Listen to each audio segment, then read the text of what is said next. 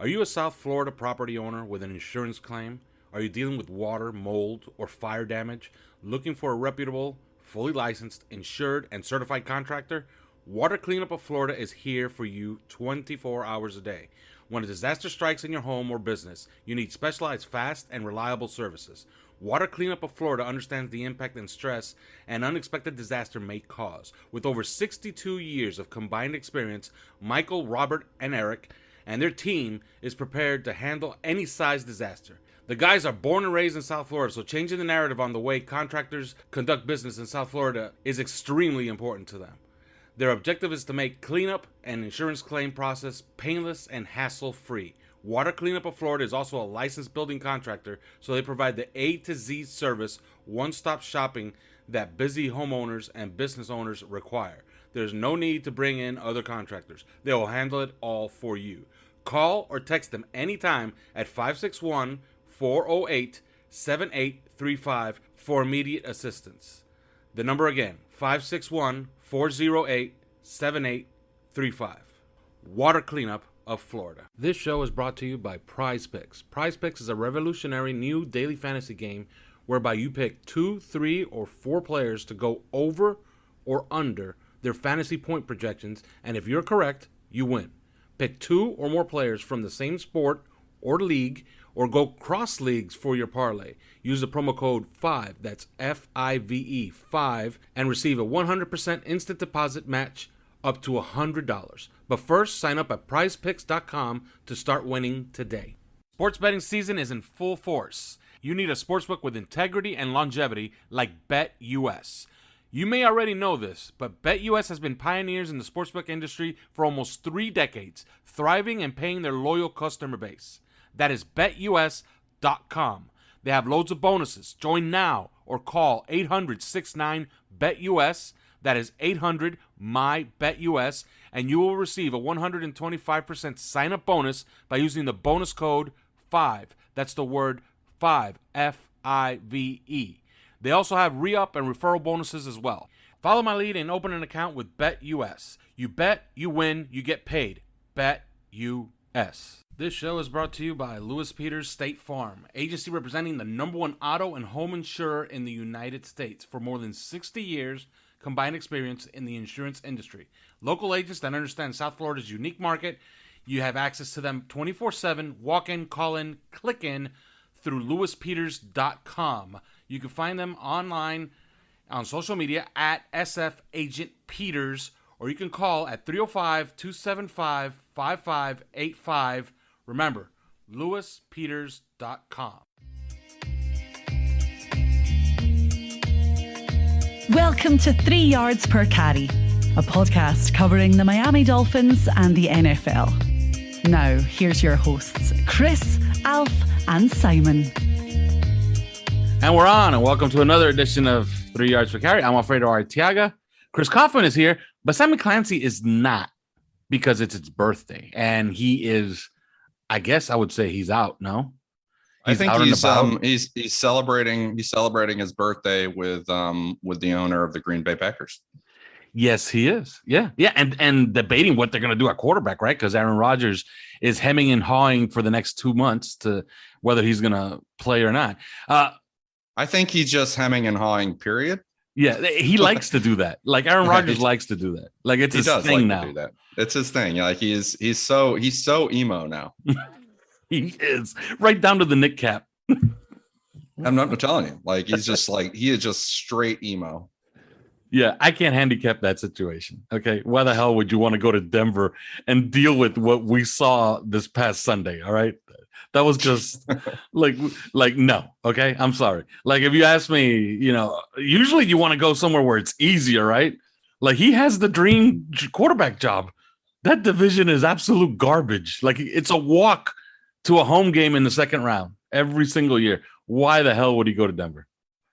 Well, I guess I don't know. I guess it probably has to do with like the location, the ownership, the fan base, stuff like that. I mean, he's used to some pretty good fans in Green Bay, like very loyal fans in Green Bay, and good game situation and stuff like that. And he also is from out west and loves it out there. And so, I mean, Denver has a great fan base like that. And they, I don't know about ownership. I don't know how involved is Elway nowadays, because he's a dick. Supposedly he's been stripped of all his power. Like they've been stripping him for like a year, and I think he's reached the point where he has like no power anymore. Yeah, I hope so, because that was, this actually brings it back to the Dolphins, because Dolphins fans absolutely loathe Vance Joseph as a candidate for and we'll get into that, coach. We will get into that. But let me just say this before this: we are always brought to you by Manscaped. Use promo code 5RSN for 20% off your entire order. Now you can get the performance package. Yeah, you heard that right. It's a performance package for $119.99. And you're wondering, $119.99 to shave my balls? Well, listen to this, okay? You get the Lawnmower 4.0. That's an upgrade over the 3.0, which we've been talking about on this podcast for a year. You get the Weed Whacker. Do you know what the Weed Whacker is, by the way, Chris? I have not received my Weed Whacker yet, but I'm interested in finding out. Okay, you're getting one, by the way, because I already spoke to Matt, and Matt, by the way, Matt Perdomo, you could follow him on Twitter. I spoke to him, and he told me, yes, I will send stuff to Chris. The Weed Whacker is the ear and nose hair trimmer, okay? Oh, wow. All right. Very, very important. I have one. So we're already talking about two devices, okay? And you're wondering, well, it's $120. Well, we're not done. You get the crop preserver. That's anti-chafing ball deodorant, all right? And I love my ball deodorant. I've been talking about it for a year. You get the crop reviver, which is the ball spray toner. Of course, you need ball spray toner. Right? Reviver. I love the phrasing here. You get the Magic Mat, which is they're just disposable shaving mats, but are you really going to drop all your pubes on the floor? Like, come on, have some standards, people. And then this is what I love. You get the Shed. The Shed is their travel bag. Now you would think, okay, this is going to be some cheap ass travel bag. No, it's leather. Look at the travel bag. It's the one I use. Like, I throw it in my backpack whenever I travel. It's a great travel bag. So you're talking about the Lawnmower 4.0, the Weed Whacker, the Crop Preserver, Crop Reviver, the mats, and a travel bag for $119.99. But no, if you use it from the promo code 5RSN, you get 20% off of that. And why wouldn't you do it? Exactly. So use 5RSN and get 20% off. I guess we'll just start there. Well, but wait a minute. But there's something about this Manscaped, because I just want to address this, because it's named Manscaped, and it's obviously oriented toward balls and and our crops and stuff like that. And by the way, ball reviver, I mean, Simon, his birthday is today. He's turning 48 years old, particularly valuable for him. But this is a thing on TikTok. Ladies are using the lawnmower. Ladies are finding it very helpful to use the Manscaped equipment. Are you sure that website? Themselves. Are you sure that website was TikTok, Chris? No, yeah, this was not TikTok. If you look up at your browser, right behind HTTPS, you have to read that part. I don't know if maybe you had another window open. This was TikTok, not TIT talk, but okay. So, but yeah, ladies are actually finding this very useful, and so I don't want to just say to all our listeners out there, male and female, and just siphon or cordon off the men and be like, hey, this is for you, the Manscaped, because the ladies might actually enjoy the lawnmower. I'm just saying, try it. Might change your viewpoint. And of course, all these devices come with chargers. Okay. So, why wouldn't you do this? It's $119.99. Not the LA Chargers, not Justin Herbert. No, you don't get Justin Herbert. No. No. I'm sure the ladies would like that. That would be on TikTok. Yeah. And of course, free shipping. So nobody's going to hit you for like a $40 or $50 shipping charge after you're done and at checkout. So why wouldn't you do it? Go do it now. Use promo code 5RSN. All right, let's start there. There's been a general freak out all week on Dolphins Twitter, and we tend to respond to Dolphins Twitter because most of them are our listeners, right? Mm-hmm. People are threatening to do awful things to themselves if Vance Joseph is hired. It's really curious. It's Yes, and me as ignorant and naive as I am, like I somebody said something about Vance Joseph, and I was just like very naively like, Dolphins fans don't hate Vance Joseph. What are you talking about? And then I was inundated with replies. It was like, oh yes we do, yes we do, yes we do, yes we do. I was like, okay, Dolphins fans hate Vance Joseph. I understand this now. Now I'm aware. Thanks for catching me up. Yeah. So, I don't think we're going to talk too much about Vance Joseph because we're going to start here. And of course, I will say this about Vance. Okay. Don't scare people. Don't scare people, Chris. No, I'm not going to scare people. Forgetting what he did here in Miami, people, because the whole failed head coach thing does, it scares people.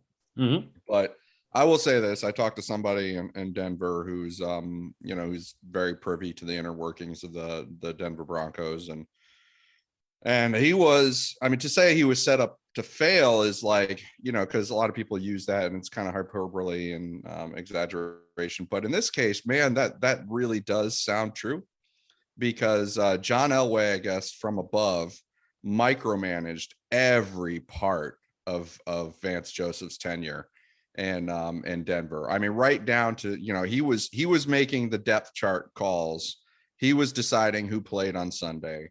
He was forcing Vance Joseph to play certain guys over other guys because he wanted to see them on the field. He made Vance deal with like a really crap quarterback, Paxton Lynch. And like he was just he micromanaged to such a high degree that Vance was just bowled over, and he had no choice in the matter because John Elway had so much power in the organization, and it's almost like they hired a guy as inexperienced as Vance was on purpose so that John Elway could basically de facto coach the team. But then on top of things, as if that's not bad enough, I guess Mike McCoy, the offensive coordinator, and we're familiar with him. Mm-hmm. He led essentially an insurrection against Vance Joseph from the bottom. Like he was organized, and I'm like, oh yeah. Please don't tell me he was wearing a buffalo head, because that would have been but seriously, just a beautiful visual. I'm just like, oh, well, whatever. And then the guy I was talking to was like, no, really. Like he was organizing coaches against Vance, like to try and I don't know, like usurp his authority. And they call us a clown show. They call our franchise a clown show. But I guess in the first year that Vance was there, he was such a player's coach. That the players adored him. The players really loved him. They did like him, and it was legit. But in the second year, I think, and I don't know if this is something that somebody above had told him or something like that, but it basically was, he tried to switch gears and be a hard ass, kind of like discipline. Let's focusing on discipline and stuff like that. And I think that's where he started to lose some players, because players had trouble taking him seriously, but also because he was having his authority both, chopped away from him from above and, usurped from below. It was just a total disaster, just a total, absolutely flipping disaster. It sounded like, and that's why, you saw the defense, the defense go from number 3, the number 3 defense in the NFL in Vance's first year, as far as yardage is concerned, anyway, to number 22. And so, it wasn't all his fault there, and there is such a thing as a learning experience. So I thought that was interesting. Yeah, and by the way, breaking news: Hard Rock Stadium has just put their mural on their elevator for the entire offseason. And on there is the Weeknd, of course. You have to have the Weeknd, right? They have Canelo Alvarez, which is great because he did defend his title in that stadium, and it has 2 Dolphins. Do you want to care? Do you care to guess who those two Dolphins are? Because one of them is important. Is one of them Emmanuel Ogbah, who they intend to keep probably? No, and Okay. that's why I that my ears perked up a little bit because by the way, we can report everybody thinks the deal's is going to get done, but there is no deal, and that always makes me nervous as we march toward March. Sure. So, any other guesses? Who are they? Tua Tagovailoa. Is one of them Tua Tagovailoa? Absolutely, probably. He's most prominently displayed, but the other one was curiously left off last year. And Xavier Howard? Yeah, and this year he's on there. So wow. Okay. So maybe another prove it batch of incentives is on the way for Xavier Howard. He was not a fan of Flores. Mm-hmm. He was we got that. I mean, we got that from some people. I mean, it's often been implied out there, I think. But he was not a fan of Flores. When Flores was fired, and I remember Flores was explicitly fired pretty much for his, I guess, bedside manner throughout the organization, and his tendency to point fingers and stuff like that. And Xavier immediately came out with this thing on Instagram that was like, people who point fingers need to look at themselves, and or something along those lines. And I think he was talking about Brian Flores and his tendency to get on everybody and blame everybody for everything. Mm-hmm. No, and on OnlyFans, and by the way, you could get on OnlyFans for $3 a month. $3 a month. Mm-hmm. I urge you, go to Starbucks and ask them what you could get for $3, and you might get security called on you. Okay. We're excited. We just rolled out a instead of just a patron chat for the now 650 members who are actively discussing at all time. I mean, this is turned into like almost like the most active message board that you see, except without a lot of the garbage that you see in a lot of the message boards. We've both been involved in message boards since ancient times. And unfortunately there is a lot of garbage there and message boards and Reddit and such. But what we notice about the guys in OnlyFans is, listen, if these guys are willing to pay $3 a month, especially pay us, because a lot of the trolls and whatnot, they tend to hate us first off. And yes. if they do listen to our podcast, many of them do grudgingly listen to our podcast anyway. But if they do, the last thing they're going to do is give money to us. Like they're just like, their pride will not allow it. And right. and so what we get is like a really good selection of people that are willing to pay to, it's like $3, it's nothing, but to pay anything whatsoever, like it just really selects for serious individuals, and that's why we get decent chat. I mean, sometimes it might go off the rails just a little bit, but I mean, at any given time, there's like 100 people online and looking at the chat, and we just rolled out with a Patron chat for Spanish speakers out there. So yes. Very excited about that. Yeah. And, it's today they were arguing over how to pronounce tamale. Okay. Which is, I don't know. I didn't know that was a thing. I am a Spanish speaker. I speak Spanish. I didn't know that was a thing, but evidently one guy was saying that it drives him crazy how people pronounce tamale. So yeah, I'm just catching up on that conversation just now, because I do understand some Spanish, by the way. I'm versed. But if you were on OnlyFans this week, you would have heard some anecdotes that I shared with our patrons who asked me to share some anecdotes with Brian Flores, and some of them are funny, and some of them I find endearing. Some of them have to be absolutely maddening if you're working under him, right?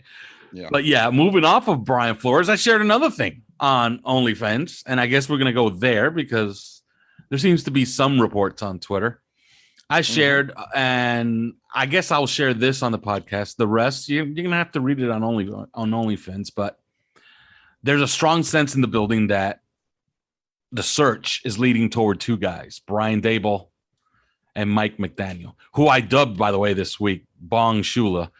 And I actually put a price on it. Anybody can use that name on their podcast for 99 cents. If you want a season pass, it's $99.99. If you want a lifetime pass, it's $999.99. Okay. But if he is hired, those t-shirts are going up, and I'm buying a dozen.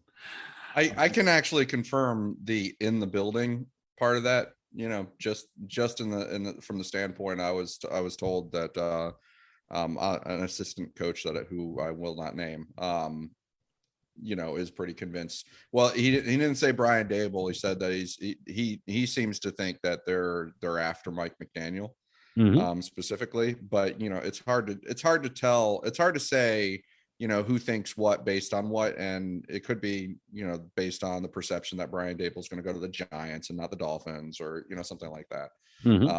But because a lot of people are kind of operating with that assumption. I don't think it's a fair assumption. I mean, did you see that Good Morning Football a conversation with Kay Adams and Chris Carter, these people and Chris Carter, and they were talking about Peter Schrager. They were talking about like the Dolphins or the Giants, like which would you pick? And all of them overwhelmingly like Dolphins, man. I would not go to the Giants. Like, Dolphins have a strong defense, good players. Yes, they have Tua Tagovailoa, who hasn't necessarily proven himself yet, but you give him a year, and if he doesn't do it for you, you've got 2 first-round picks the next year. They've got the most salary cap space in the league this coming offseason. So they're just like, and no state tax, no state income tax. So they're just like, this is a no-brainer. This is an absolute no-brainer. The Giants, what could the Giants, they were even like, what could the Giants possibly have going for them over the Dolphins? Like they were not hearing it whatsoever, except Peter Schrager, who's like a Giants fan. And he's like, man, I have to admit it. But it's like it's the Giants. That's all he could come up with. That was literally all he could come up. It's the Giants. Yeah, like, Lawrence Taylor is not walking through that door. Yeah, exactly. And I thought that was really interesting, because we hear quite a bit, from people out there just shitting on the franchise and just saying, we're not going to be able to attract any good head coach candidates because of, pick your reason. It's either because Chris Greer was not fired, or because Tua Tagovailoa is the quarterback, or because Steve Ross is the owner. Just pick your reason. And a lot of people are convinced that the Dolphins will be the bottom of the pecking order because of that, and everybody's just gonna say no to the Dolphins. And I don't know that that's true. I mean, I could see somebody picking the Giants because they have a really well-run organization, or at least they used to. And some people are really talked about John Mara not being the Maras, but I could see that. I mean, it's a great city. It's people have a thing about New York, and it's a well-run organization and stuff. So I could see it, but at the same time, it's like, are people really going to be like, no to Miami with the situation that Miami has set up? I mean, no. Why would they? Yeah. And with that, Pat Leonard, who covers the Giants, and he's on Twitter, he put out a post about, let me see, it's about an hour ago, where he says several league sources believe Bills offensive coordinator Brian Daboll is a favorite to be the Miami Dolphins' next head coach. And then he goes on to write, if Daboll takes that job, Dan Quinn and Brian Flores. That's a name I've not heard a long time. Are the leading contenders to be the Giants' next head coach. I find that fascinating, by the way, because Patrick Graham is right there. Yep. Okay, so keep an eye on Patrick. He's Graham. interviewing. He's but if Brian Flores gets hired, keep an eye on Patrick Graham. I would be fascinated to know what Patrick Graham does, because he was very effusive in his praise. He was emotional when he was talking about Brian Flores. Yeah. And the impact that Brian had on him and everything. He was very emotional and very effusive in his praise, and yet you want to go take a pay cut. Yeah, exactly. You wonder, would he go somewhere else? And this is sort of the Brian Flores' curse, is what I keep hearing is he has these friends, erstwhile friends, who just aren't following. Like he tends to burn his bridges a little bit. Like we talked about Kyle Van Noy, and they were friends, but they didn't leave they didn't leave friends. Kyle Van Noy didn't leave friends. Yeah. And Flores was the one that kicked him off the team by, absolutely. You know what I did? A couple of days ago? I went back to the first game of the season this year in New England, right? Uh-huh. Which was Cal Van Noy's first game against the Dolphins after leaving the Miami Dolphins, right? Mm-hmm. He hugged Tua Tagovailoa. Mm-hmm. Okay. He shook hands with Kristen Wilkins after Kristen Wilkins was mocking him. All right. Yeah. Gave a big bear hug to Emmanuel Ogbah. And he shook hands with Gerald Alexander, and then he ran right into the locker room. That's fitting. But also, if you look at what Chad O'Shea went through, it was a big deal for him to move his entire family from New England, where they'd been, down to Miami, and then Brian Flores dismissed him a year later. And if you several assistant coaches, I'm just told, if any of the assistants on the Dolphins right now fire or follow Brian Flores to his next destination, I mean, I'm sure one has to be out there somewhere, but I mean, if several of them do, I would be shocked based on what I hear. So that's sort of his curse. And so I wonder about the Graham thing, yeah, he speaks very highly of Brian Flores, but push comes to shove, he's interviewing for the head coach job too, at the same time as Brian Flores. And with Flores's authority issues and bedside manner, I wonder if Patrick Graham is long for that DC job. Yeah, and I understand the apprehension a lot of people have out there because they look at Brian Flores, and I tend to agree with them. I'm not in that building, and I've said it before. I wouldn't have fired him. I wouldn't have fired him this year. But again, I am not in that building. I didn't have to deal with Brian Flores. I believe I said maybe 2 or 3 words to Brian Flores in the 3 years he was here. So, I didn't have many interactions with the man. Okay. So all I saw was a really competent defensive guy that wasn't, that couldn't kind of build an offensive staff, let's say, and started having some issues with clock management this past season. But other than that, I had no problems with him, but I understand the apprehension, but I promise you there's other competent defensive coaches out there. Okay. And one that evidently John Harbaugh. And by the way, that's another one. Say there. Watch what you say there. Yeah, watch what I say. Exactly. And by the way, I'll say this. John Harbaugh was on the hot seat 4 years ago. They were going to can him. And then all of a sudden, Lamar Jackson has an MVP season and he sticks. The Ravens finished the season losing 7 in a row, or was it 6 in a row? How many was that in a row? I don't remember. Why wasn't he in the hot seat? Let me see how many games they lost in a row. I don't know. He strikes me as somebody that would get scooped up immediately. That's what I'm saying. Nobody here is worth, really, really, having all this angst over. Okay. And they lost, let me see. They lost 6 in a row to finish the season. Why wasn't he in the hot seat? Because if he were on the hot seat, that's a guy you go to the mattresses for, right? Yeah. Well, and the reason that I would do it is just he has a knack for putting together an excellent staff. Yeah. An excellent staff of assistant coaches. And his teams are always in the mix. Even when they're absolutely falling apart, they're always in the mix. Always. But I don't think there's anybody out there like that. But moving off of John Harbaugh, he had a press conference of his own announcing that Wink Martindale, his defensive coordinator, was going to part ways with the Baltimore Ravens, and he's now available out there. And it's being rumored that that's Brian Daboll's guy as a DC. First of all, do you buy it? And your thoughts on Wink Martindale, who would be extremely expensive, by the way. I think I believe his salary was over $2 million.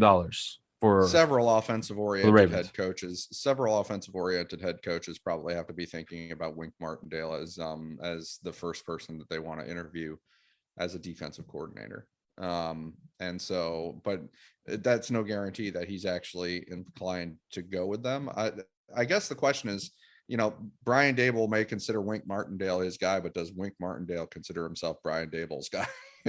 And so that's the real, because and I'm curious why they parted ways there, because they went ahead and hired Mike Macdonald from Michigan.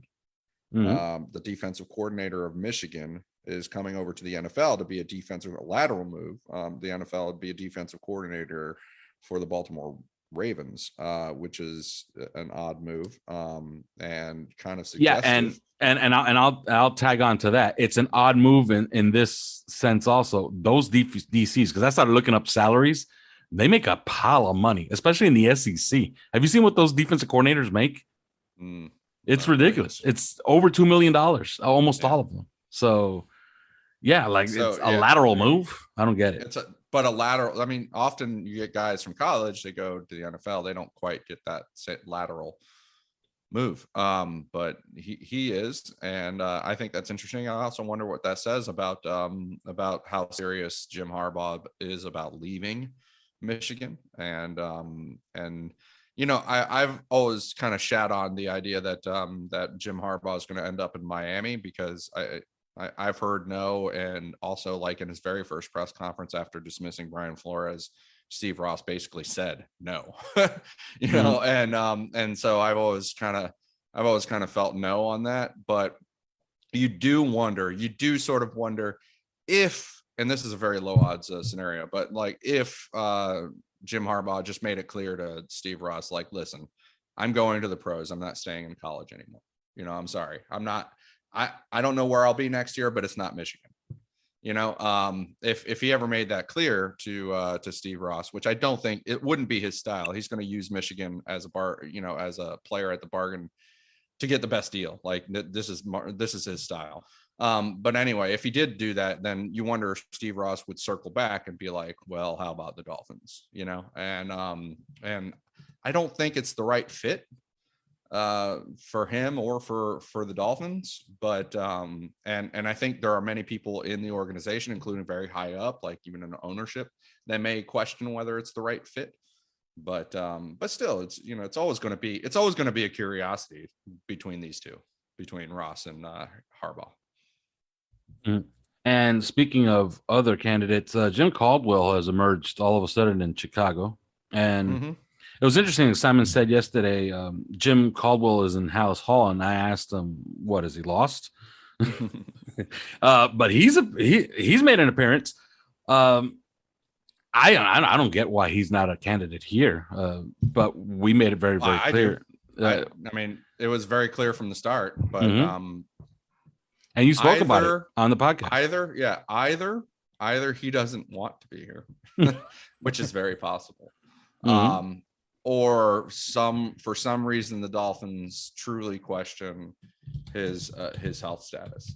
And this could be, like, keep in mind that when he was supposed to be the consultant here, he is 67 years old. When he was supposed to be the consultant in Miami, he ultimately, the official reason he left was for health reasons. Like, he was too unhealthy to coach or to do his job, his consulting job. And so the Dolphins may just, you know, ultimately, like, have to have taken from that he may say he's healthy enough now. So, but basically what's been told to me is, like, eyebrow raise, you know, he's ready to take the Chicago job, but to Miami, he's too unhealthy. You know, like, so it's kind of a little bit of gray area between the Dolphins thinking that he's not healthy enough, or maybe him telling the Dolphins, I'm not healthy enough to coach you, but I am healthy enough to coach the Bears. You know, like he just doesn't want to be there. So it's somewhere in between there, but I'm not surprised he's not a candidate.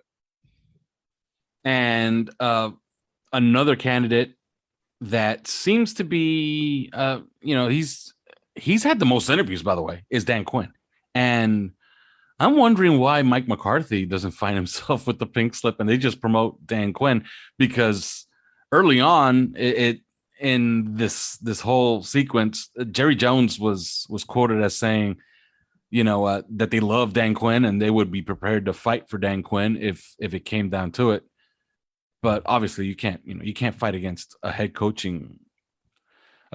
offer. But he's also out there. He's had his second interview, I believe, with the Giants, or his second with the Bears. So, but it's been very, very quiet on that front. I don't know if you've heard anything on that, because I haven't. That's a really weird one, because, yes, I have heard about him. There are some people that are positioned well, like in the media, that are privately, we hear they really like Dan Quinn. And I think Adam Beasley said so publicly, if I recall correctly. And he by the way he nailed it in the last coach search with Brian Flores. Like, he nailed it. He not only, and you know how I knew, because not only did he have the Brian Flores thing from the start and correctly know that it was Brian Flores the whole time, which we didn't, necessarily. But not only did he know that, but he also knew who came in second. And nobody else did. Well, I mean, my guy had been telling me this, but this is how I knew that Beasley was connected through the right sources, the right avenue for his information. And so he had nailed it. And I think Beasley had mentioned Dan Quinn right away, that the Dolphins really like him. And that is possible that they really like Dan Quinn, but he's also been interviewed by, I think, almost every single team that's got an opening. He's clearly the most coveted interview out there. So maybe the Dolphins, because maybe the Dolphins aren't interested in the bidding war for Dan Quinn. Mm-hmm. That seems likely, I would say. One name I can't get my hands around, and I just don't know too much about him, except that he stands right next to Sean McVay, but we're not hiring Sean McVay. The guy we interviewed is Thomas Brown. Do you have any information? Do you have an idea about Thomas Brown? Because he was down here. He was offensive coordinator for the Miami Hurricanes, and not impressive. Okay, let's just say that, right? But he goes to the Rams, and I'm always worried about this. And I know it's dismissive to say that he stands next to Sean McVay, but he stands next to Sean McVay. So that's kind of like what you like about him, right? He stands next to the guy that you kind of want, right? Like, if you could have your pick.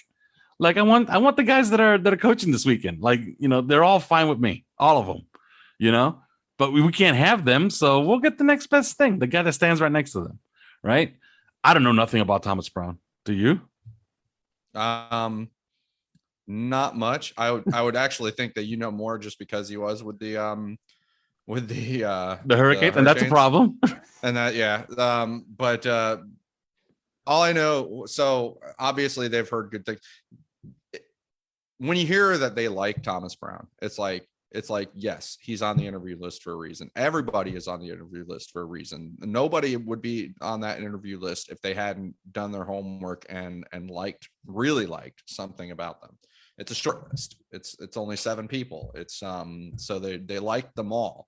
So whenever you hear like this generalized kind of rumor mongering, like, oh, they like so-and-so, it's like, well, yeah, they like them all. That's why they're there. And I know that they like Thomas Brown. We've heard that they like Thomas Brown. They've heard some very good things about him. All I know is that he would probably give you access to installing that offense, the Sean McVay, Kyle Shanahan style, the LaFleurs and McDaniels and all them, that style of offense. That's what we would bring here, what he would probably bring here. And so that's a good fit, I think, for Tua Tagovailoa. It's a good fit for the run game, because I mean, they always have a phenomenal run game in that offense, it seems like. And so I don't know. I don't know much about him, but I kind of like directionally where it is. All right. And that leads us to the last of these candidates that we'll talk about. And then I want to talk about something else. I want to talk about your favorite quarterback, Patrick Mahomes. Oh God. Okay. But last candidate we're going to talk about, is it safe to say that Mike McDaniel is our leader in the clubhouse? Because we seem to have a consensus, don't we? We kind of like the guy, right? Like we kind of like the idea of, and I understand we're going to the well again, another young genius, right? that's gonna reinvent football here in Miami. Sure. And not just that, but also like, the guy who's the offensive coordinator but doesn't call plays. Yes. That type. Yeah, I get it, people. Okay. All right. I get it. All right. But, we're going to try it again. He's the fan favorite. He is, like in Yes. all the polls that we've run, and that you see out there, I think generally speaking, he slightly edges out Brian Daboll as the fan favorite. By the way, I got to call these people out because they deserve it. Did you see the article that Deadspin wrote? Yes, I was just looking at that right now. Like sure, it's titled, "Sure, Mike McDaniel seems cool, but he's not worthy of a head coaching gig yet." And then under the subheading is, "Please stop and think before you inadvertently dub another young white guy as the next hot NFL coaching prospect." Yeah. And then they had to insert an editor's note. They're like, "We learned after the publication of this article that 49ers OC Mike McDaniel, whom we described as a white guy, is in fact biracial. The article's original text remains below. We regret the error." Yeah, just pull the whole fucking thing, please. Pull the whole thing. Just pull it. Phenomenal. It's okay to pull the article, right? Just pull the article. Just pull it.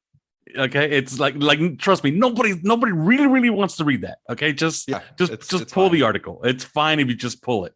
But yeah, Mike McDaniel, every poll, and I conducted another one today on 3 yards per carry because on the 3 yards per carry Twitter account, because I wanted to keep tracking this. He keeps winning every poll, and today's I think he was at 66%, and I made him, Brian Daboll, and Dan Quinn the top 3 guys, and then I put an other as the fourth option, and Mike McDaniel keeps winning these polls. Like that's the fan favorite, and it seems like he's the favorite on this podcast.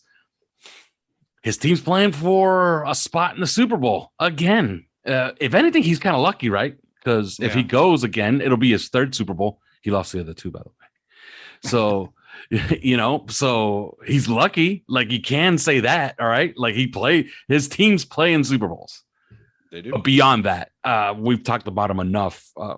His offense works, and all you got to do is just look at how he uses his players and how his players talk about him. So I don't know. Safe to say he's the consensus on this podcast. That's who we want, right?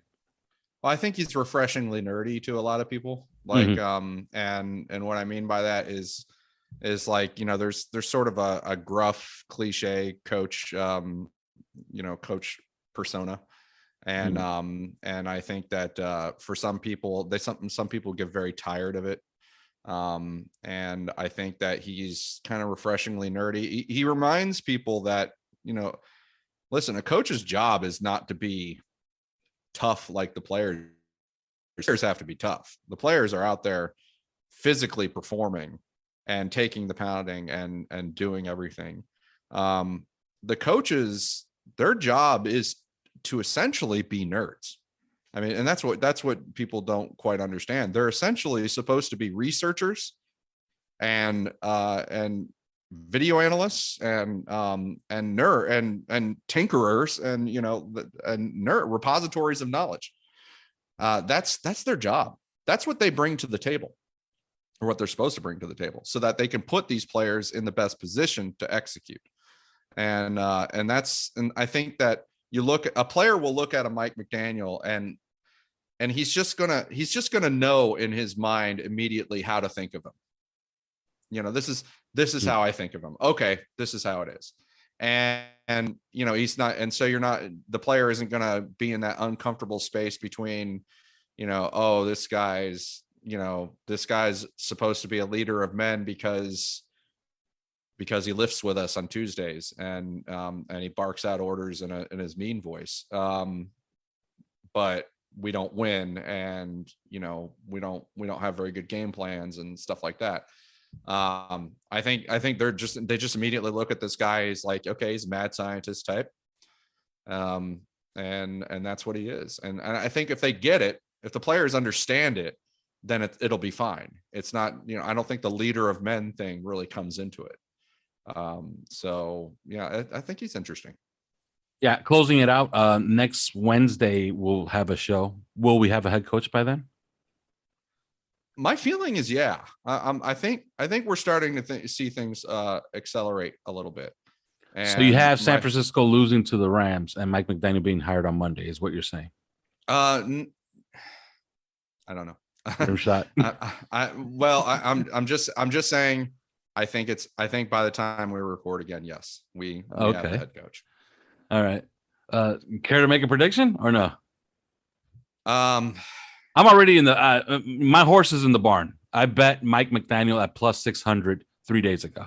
So, that's that I'm throwing my lot in with Mike McDaniel. This almost varies minute to minute. Mm-hmm. But I am currently thinking that I would put my money on Brian Dable. Okay. That's where I would currently throw the money. Right now. Either one is probably a good bet. Yeah. Okay. All right, and now we're gonna finish up with actual football. Okay, but we're gonna start with a quiz. You saw that game, Kansas City versus Buffalo, right? Oh God, yes. Okay. Do you know how many passes Patrick Mahomes? By the way, he was 33 of 44 for 378 yards, 3 touchdowns. Do you know how many passes he threw? Threw past 20 yards. In that game? Yes. No, I don't actually. Would it surprise you if I told you 0? Oh, really? Well, yeah. I thought he had threw a deep one to Tyreek Hill at one point, like toward the end, didn't he? Well, I'm looking at Next Gen Stats, and we know that Next Gen Stats does not lie. Okay. All right. Well, all right. All right. Do you know how many passes he threw over 15 yards? Okay. I do not. 2. Wow. It gets better. Okay. His longest air yards pass of the day was right on the dot, 20 yards. Really? Yes. He threw 7 passes at the line of scrimmage or behind the line of scrimmage. 7. Do you know how many passes he threw past 10 yards total in the game? Do not. 8. So what you're saying is he basically played basketball. What I'm saying is that he did a Tua Tagovailoa impersonation, just did it better. All right, but let's be fair, because this is where people get really upset. Well, because we're getting to this game because we just start calling us 2-0, and I know. But we saw 2 aliens play football on Sunday, but one of them played like our mortal, terrible quarterback. Just better. Well, no, I think but a lot better, because when I watched the game, in fact, this boils down to the offensive coordinators too, because we're like, both offensive coordinators are like prominent head coach candidates. Eric Bieniemy just is talked about every year, and of course Brian Dable might be the leader in the clubhouse to be the Miami's head coach. But I was looking at it, and I was my impression was that Josh Allen really executed the offense. And then like 80% of the time he was executing the offense and doing things that really any quarterback from a physical standpoint, any quarterback can do. And then you sprinkle in the 20% of stuff that only Josh Allen can do, like the called runs, the sweeps and the stuff like that. Or he had a couple of scramble and throws that were just vintage Josh Allen.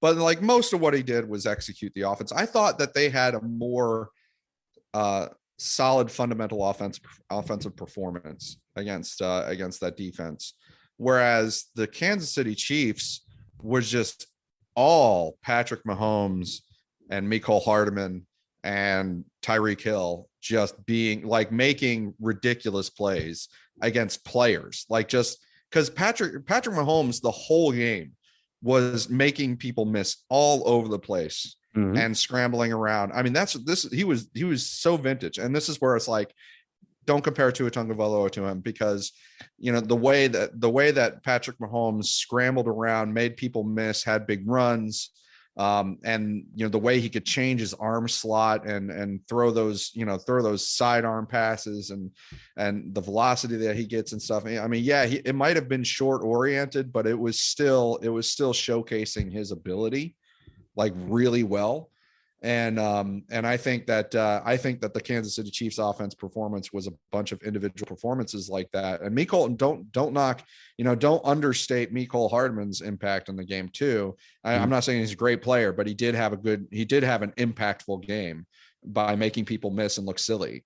And so like he and Tyreek Hill, they were difference makers in that game. Whereas I thought all the way around the Buffalo offense was just well-rounded, well-executed, well-called. Josh Allen was doing a great job, and they should have won the game. They ultimately should have won the game. Yes. Like they absolutely should have won the game. It was pointed out to me by a friend of mine who's a Buffalo fan, and he hates his life, but and he's always hated being a Buffalo fan. But like I saw him on Twitter say something like with 13 seconds left, they literally could have just tackled all of the wide receivers. Just right after the snap, just tackle them, take the penalty, and then go on to the next play and do it again. And the worst that would have happened is that the Chiefs would have had to throw a Hail Mary from their own 45-yard line. Like which they probably complete, let's face it. Well, I mean, but the way things are going, but yeah, that's like, that is a literal truth. Yeah. And so yeah, that Buffalo fans are hating themselves on that. Yeah, because you told me that, and I started reading the rule book because I was wondering, could they be called for like, for unsportsmanlike if for the third or fourth time they do it? It's not in the rule book, and I don't. It wouldn't be 3 or 4 times. It would be twice. But yeah, go on. Yeah, because my fear is that with penalties, they'll have an untimed down at our, let's say we're the Bills, at our 20-yard line or 25-yard line. Like that's something I wouldn't want. You know what I mean? Mm-hmm. But yeah, in the rule book, it says that unsportsmanlike conduct cannot be subjective. It has to be, you have to have a reason for it. And I don't think a play that's an actual penalty can be a reason. You know what I mean? Like if you throw a punch, yeah, that's 15. Well, I mean, if you hold yards. a guy, if you guilty of defensive holding, essentially, that's 5 yards. Yeah, I mean they could have committed penalties that would have accomplished running out the clock, and yes, they would have gotten penalized, but it would have ended in a Hail Mary. I mean, and I'm not saying they just like automatically just tackle everybody, but they could have committed. The point is they could have committed penalties and gotten it done.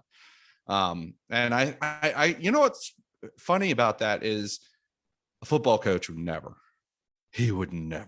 right? It just seems like they have this thing, right? But like a basketball coach, an NBA coach, you're goddamn right he would.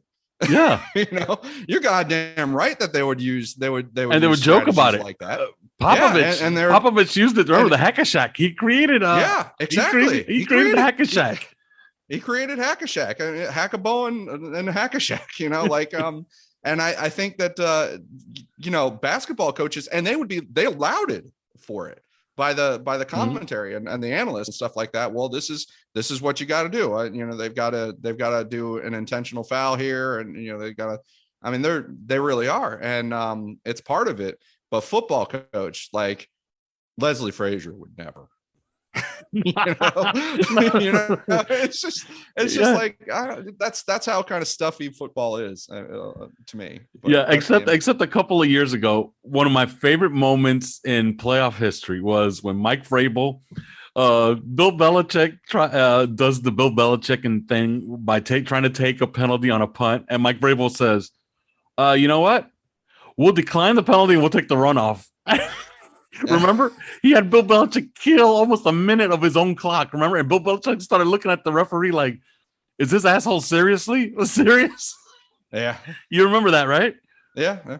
That was that was great thinking by Mike Vrabel. I remember he started even smiling on the sideline like, "I got Bill with this." Bill ended up killing a minute of his own clock when he's behind. So yeah.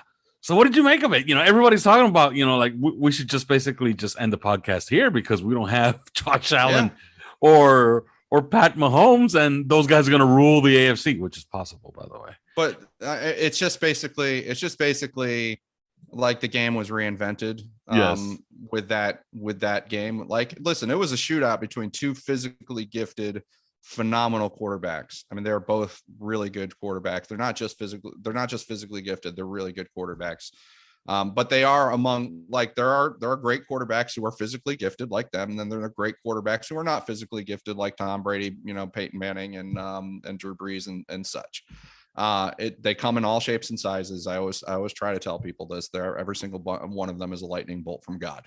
Every single one of them is an outlier. There is no law of averages. But Pat Riley himself, the great Pat Riley. That is his term. That is his term. That is his term. He says Dwayne Wade is a lightning.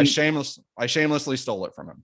Yeah, he says it. He says, no, we went out and we got Alonzo Mourning because we felt, a defensive center was going to be the heart and soul of this team. And obviously you got to get perimeter defense. But when you get a guy like Dwayne Wade, it's just a lightning bolt from God and makes everything else possible. Right. And that's who those guys are. Anyway, that's how I feel about the quarterback position, elite quarterbacks. It's just it's such an impossible thing to do, to play elite level quarterback in the NFL for consistently and for a long period of time. That every single one of them is an outlier. There is no law of averages, and there is no, the ceiling floor talk drives me nuts. But anyway, these are among the physically gifted quarterbacks, Patrick Mahomes and Josh Allen, and they were on display. They were facing defenses that had their thumbs collectively up their asses. Mm-hmm. And so this turned into a shootout, and it's classic. It was classic football. It was really, really entertaining, but everybody wanted to take from it, like, well, this is just how the playoffs are. This is just how the playoffs are. And if you don't have one of those guys, you don't even, why you even show up? Why even show up in the game? Like, why? Yeah. What are you doing? Like, we don't have a guy that can compete like that. We don't have Patrick Mahomes or Josh Allen. And it's just like, first off, were you even watching the rest of the weekend? Because did you not see the San Francisco and Green Bay game, where Jimmy Garoppolo takes down the NFL MVP Aaron Rodgers, and the runner-up goes down to Matt Stafford. Right. And so it's like, did you not even see this? Or like, okay, so Tom Brady is Tom Brady, and we know that, but he's not among the physically gifted quarterbacks. The guy is old as dirt, and he's never had a strong arm, and he's got cement in his feet. And yet he's still, not taking away from his overall ability as a quarterback, he's still among the best. But he came back he did an incredible thing, and it got lost because the Rams ended up going down there and getting the field goal and winning the game at the last second. But he brought them back from a 24-point deficit in the third quarter, in a playoff game. That is goddamn impressive. And so, there are many ways to skin the cat. Some of these guys are really physically impressive. And I gotta say, these guys aren't. And I got to applaud you. You said once that Tom Brady played the game personally. What he did to Jalen Ramsey was one of the most masterful things I've ever seen in my life. Yeah. He hit an 8-yard comeback on Jalen Ramsey with Mike Evans. He hits a 12-yard comeback on Jalen Ramsey with Mike Evans. So what comes next? Double move, bomb on Jalen Ramsey, 50-yard touchdown. This is how he plays the game. He plays it very personally. He plays it very I saw that, and I was like, it reminded me of you, and I was like, wow, Tom Brady really is good at this, isn't he? He targets individual players. He smells blood in the water for whatever reason. He sets them up. It's not like setting up, quote unquote, the defense. Like, he sets up individual players. And that's the way he plays the game. I mean, he's thrown into a Hall of Famer, by the way. Yeah. When they talk about him being a competitor, it's because like he will literally want to look an individual in the eyes and then beat him at something like beer pong. Like, that's just the way that he is. And so he did that, and he came back from that 24-point lead. He is not a physically impressive quarterback. He's the greatest, but he's not among the physically impressive guys. But seriously, one game where Josh Allen and Patrick Mahomes go toe to toe in a really entertaining shootout that featured zero defense whatsoever. And suddenly the game is reinvented and we need not apply because we don't have a physically impressive quarterback. And they're like, and then we're having this debate privately, and people are like, oh, are you really comparing Tua Tagovailoa to Drew Brees or Tom Brady or something like that? I'm like, well, yeah, that's the goal. I mean, you draft the guy and you develop the guy because you're hoping he turns. The odds are against you. The odds were against Josh Allen becoming Josh Allen. The odds were against Drew Brees becoming Drew Brees. The odds are always against these. Every single one of them, the odds are against them. But this is why you play the game. This is what you're hoping for. And so, yes, like that's Tua's path. That's what he's going to have to try and be. And it's a valid path, but people are now pretending because they saw Patrick Mahomes and Josh Allen engage a shootout that path is shut down. Like it's just not a thing. And I'm like, talk about prisoner of the moment. It throws me off a little. Yeah. All right. On the way out here, I guess we just got to pick these two games. NFC first, because I think we both know what we're going to say in the AFC. But NFC first, you have Mike McDaniel and the little engine that could, right? They run the ball, they play defense, they don't make mistakes, they manage the game. San Francisco, who's beaten the Rams 6 games in a row, by the way. Okay. And beat them the last week of the season. By the way, that's another thing. Okay. Our draft pick keeps getting worse and worse and worse. Let's not forget that and I thought the 49ers are going to be bad this year. Who even listens to me? Why does anybody even listen to me? Do you know that if Jimmy Garoppolo just has one incompletion in that last game of the season, we end up with the better pick? Yeah, I mean that's how close. Because we win the tiebreaker. We both go 9-8, and we get the tiebreaker, and our pick is better. Credit to them. They won playoff games, which is what we can't even do when we do make the playoffs. So no, but they threw into the end zone. They needed a last second touchdown to beat the Rams the last week of the season. Yeah. So if they don't get that one, we get the better pick because we actually finish ahead of them. Yeah. But no, that doesn't happen. So they're the little engine that could. They play good defense, have great coaching. They have Mike McDaniel. They have Jimmy Garoppolo, and and all that, and all that comes with it. Okay, against the Rams, which are a great roster, like top to bottom. You look at that roster, you gotta like it. Okay, it's a really good roster that made a moderate. Well, you know what? Let's not poo-poo it. It wasn't moderate. It was a real upgrade at quarterback from Goff to Matt Stafford. They're the other model. Somebody brought this up, and I'm trying to think about it. I've been trying to think about it since before we started recording, because it just happened a couple hours ago, and I saw somebody bring up, okay, let's pretend that he does get to the Super Bowl and win it. Matthew Stafford does. He might go in the Hall of Fame. He won his first playoff game this year. Yeah, I was. Well, look at his numbers. like, how do you deny those numbers? Right? Exactly. Like, he might go in the Hall of Fame. He wins a Super Bowl. And he was such a loser coming into the season. Never won a playoff game. 0-3 in playoff games. Yep. Always managed to throw the bad pick at the bad moment. This year, he wins his first playoff game. He wins his second playoff game. And now he's trying to win his third playoff game. So it begs the question. You have the little engine that plays team ball, rah-rah, all the pom-poms and, mom, dad, apple pie, run the football, play defense versus the Rams, which are essentially they bought a roster. They upgraded at quarterback. Does San Francisco make it 7 in a row? I'm going to start first and say no. And I'm going to say that the Rams break the string and that the Rams are the second consecutive team to play at home in the Super Bowl. I say the Rams win it. Let's call it 24-20 Rams. Your thoughts against the 49ers? Yes, I do believe the Rams win the game. I think this reminds me a lot of last year with the Tampa Bay Buccaneers, who also bought a roster and they started to coalesce, toward the end of the season and at the right moments. And I think that I kept doubting them all the way, including right up through the Super Bowl with where I picked the Kansas City Chiefs to win that game. And then, it was just, I think it was their time. I think it is possible that it might even be the Rams' time to win the Super Bowl here. You got a guy like Aaron Donald. Never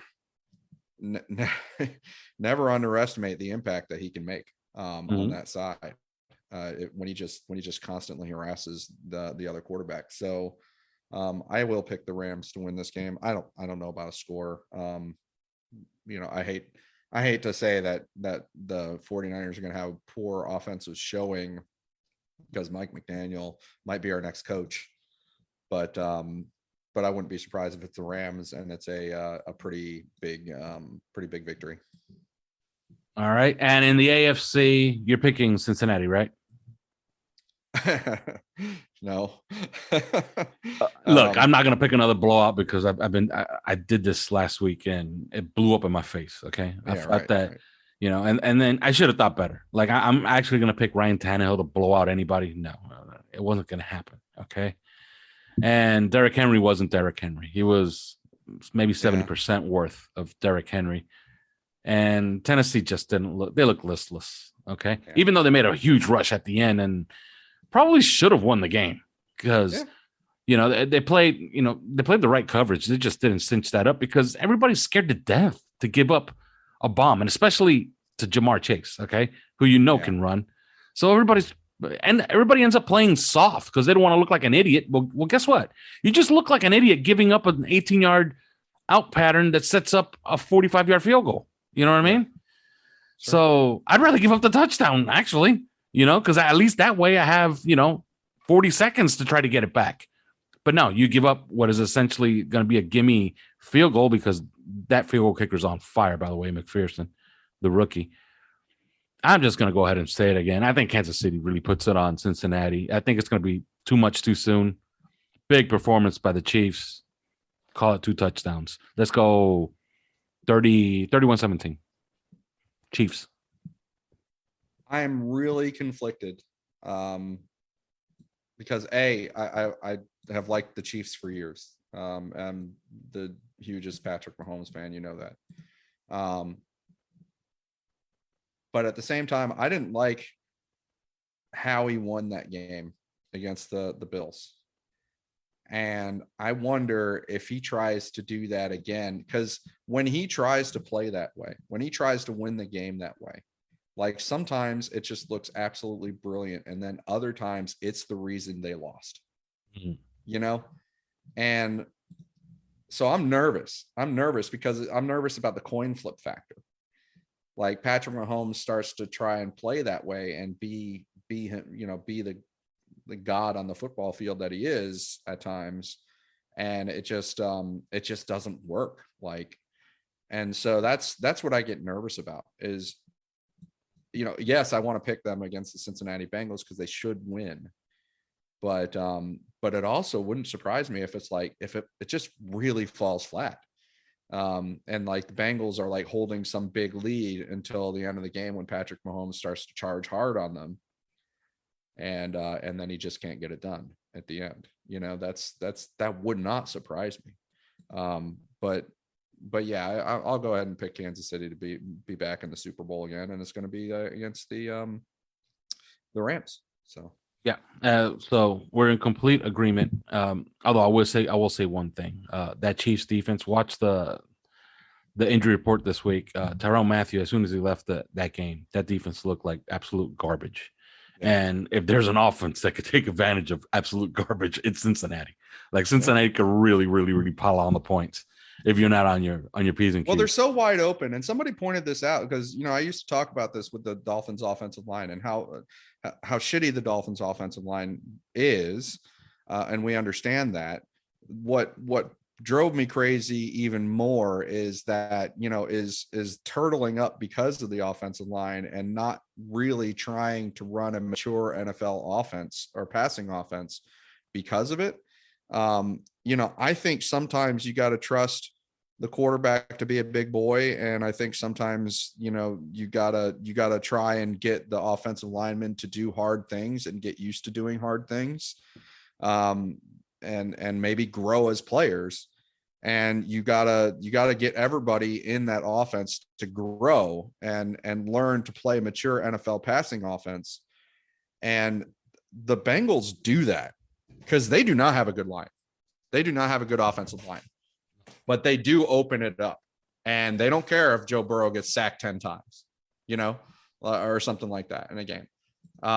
They open it up, and they keep throwing, and they've got a great weapon in what's his name, Jamar Chase, and we understand, and Higgins, right, and we understand that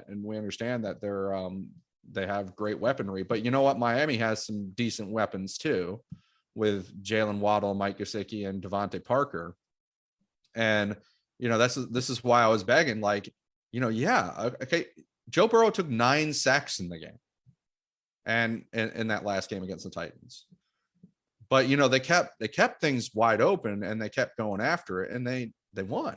They won the game. They threw for 350 yards. So that's another quarterback that didn't throw a pass past 20 yards, by the way. Well, yeah, and he doesn't. That's not he can throw the deep ball, but like it's sort of the Chad Pennington type accurate deep ball, not the not the missile. But yeah, so I think that there's lessons to be learned from how the Cincinnati Bengals offense plays with Joe Burrow at quarterback, and how he's behind an offensive line that's really challenged, and yet they have no fear. They move forward and they get it, and they matured and got it done. All right. Well, that's going to be it. You heard us. You heard Chris. I'm not so sure, but I'm going to go ahead and say that Chris is right. The next time we record, we will have a head coach. We will have a new head coach. It'll be our 4,000th head coach since Don Shula, by the way. So we will talk about it, or not, or we'll talk about the Super Bowl. But hopefully we do have a head coach. But that's it. There is no more. We will talk to you next week. Thanks for listening to 3 Yards Per Carry. You can subscribe via iTunes, on Podbean, or your usual podcast provider.